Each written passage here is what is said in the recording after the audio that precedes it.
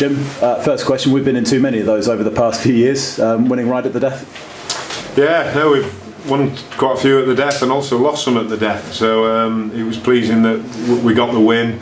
Glasgow played well, made it very difficult for us. I think the game could have gone either way, but delighted we got there in the end.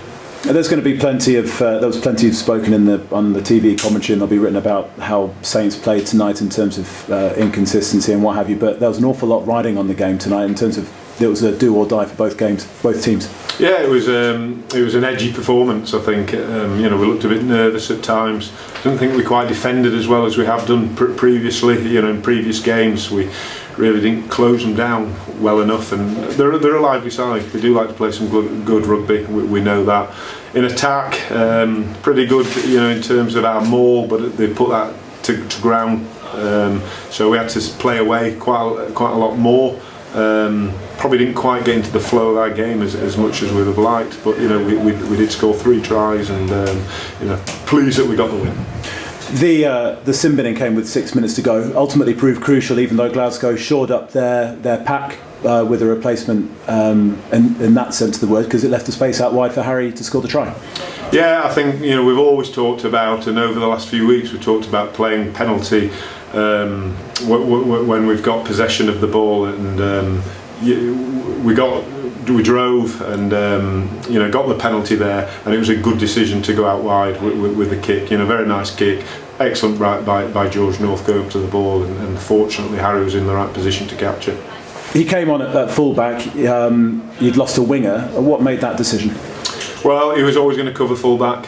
He's played there for the Wanderers this year and has played pretty well in that position. So it was an option to us where Harry can play, cover centre or cover full-back with Ben Foden going out to the wing.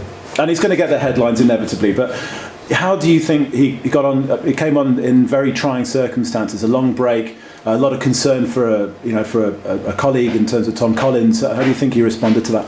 Yeah, I think he did pretty well, to be honest. As you say, it's a European Cup game at home, very, very close, with lots riding on it, and I think he did well. He did drop one high ball, which I'll be having a word with him about afterwards, but I think generally he kicked pretty well, was in good position, caught the high balls, and of course, being in the right place at the right time at the end.